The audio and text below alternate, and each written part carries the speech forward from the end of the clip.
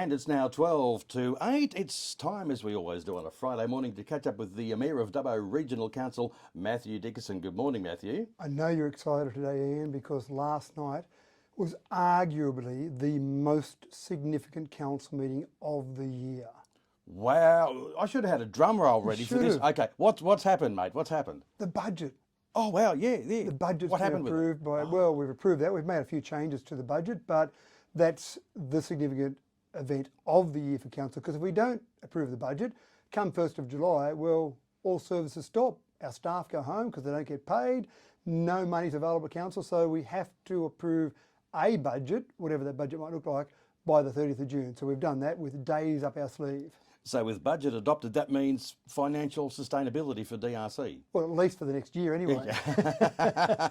What were some of the highlights in that? Well, I'll talk about some of the changes because the budget went out on public display and people looked at that. And I actually really appreciate the submissions we got in.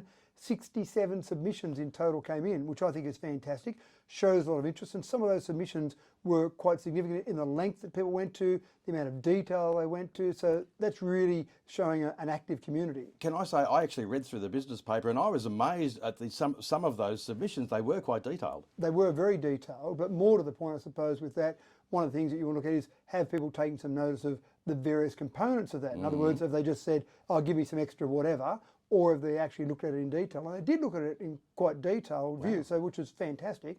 So that's one point to keep in mind. So a few changes that I'll talk about briefly. One of the changes was in relation to Rainbow Cottage. Now, one of the disappointing parts about Rainbow Cottage from our perspective is that it bleeds money. So it costs our community money, approximately $430,000 it costs our community to have Rainbow Cottage under council's control. If anyone doesn't know, what is Rainbow Cottage? Sorry, childcare centre, my apologies. Thank you, Ian. Rainbow Cottage, I suppose it's one of those things you've been around council for so long, you just immediately know what it is. But you're right, many people may not know what Rainbow is. So that seems a bit unfair that you've got a business that should be operating at a profit, but in fact it's costing ratepayers money, $430,000 that could be going into potholes, for example.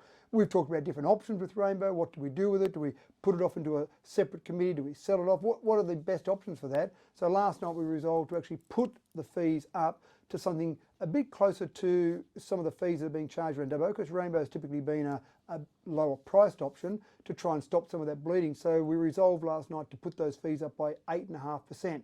Now, don't panic for anyone that actually has children at Rainbow. That won't take effect till the 1st of January next year, so you've got some time to look at those options, look at how subsidies work, look at other options for you, but there is a huge demand for childcare places in Dubbo, so I think we'll be okay. So that won't take that bleeding back to zero, but will at least stem some of that, and then we might look at it again in future years to see what we might do there. So that was one that, again, trying to keep this financial sustainability that you talk about, keep that in check. The other one that I thought was significant was we've had a few requests from various people around the entrances to Dubbo, making the entrances look better. From a budgetary perspective, we'd cut back the mowing of the entrances so that we basically left those and took care of mowing inside Dubbo, but not those entrances. So there's been a bit of demand for that. We had talked about allocating $370,000 to that.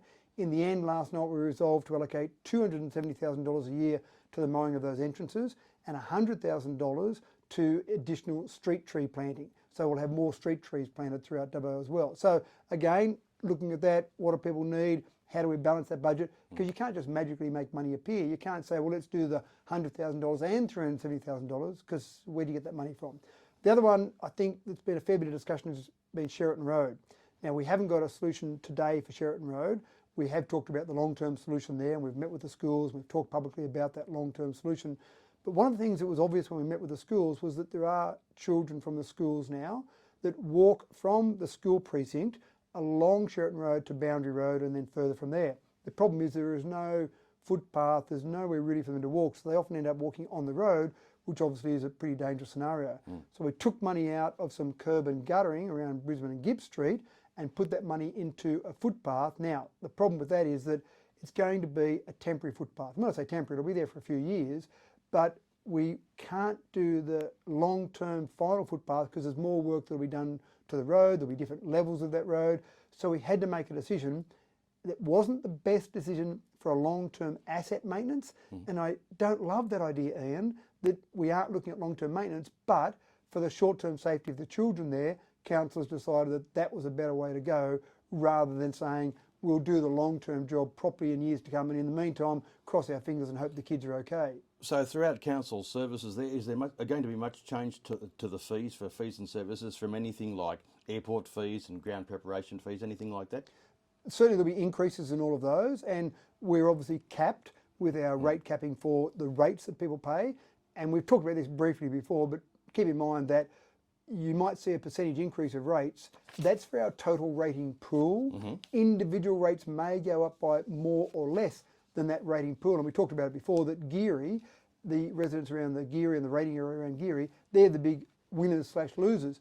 Their property values have gone up more than everywhere else across the LGA, which sounds fantastic if you're a property owner in Geary, but it means that your rates proportionally versus the rest of the LGA will actually go up a little bit more. But in general, rates have gone up, but then charges for various functions of council, they've gone up by varying amounts, and we're not rate pegged for some of those. So, and I'm not going to go through and list all the different charges of council and look at all those individually, but people that are paying money to use various council resources certainly will pay more from the 1st of July. How much more, it depends on the exact function. Yeah. I know from the agenda there, CCL 23-156, the Alcohol and Drug Rehab Centre, was that talked about last night? Absolutely. So there was a motion brought forward last night about the alcohol and drug rehab.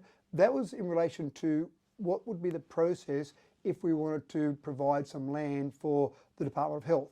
Now, we've talked about it before. We don't make the decision. I'd love to make the decision about where the drug rehab unit would go. We've got a formal resolution of council to say that we oppose Spears Drive, and we do. As a council, absolutely, we oppose the current location of Spears Drive. We've also said that we'll work with Western Local Health District. Now, we've worked with them over the years. We've talked about approximately 16 different parcels of land that we think would be somewhat appropriate for the drug and rehab. None of those parcels of land we talked about was Spears Drive. The Department of Health went and chose that without council's consultation, without our input in that process. So that's something outside of that process. So we said we'd discuss, we'd talk. We've been doing that. We'll continue to do that.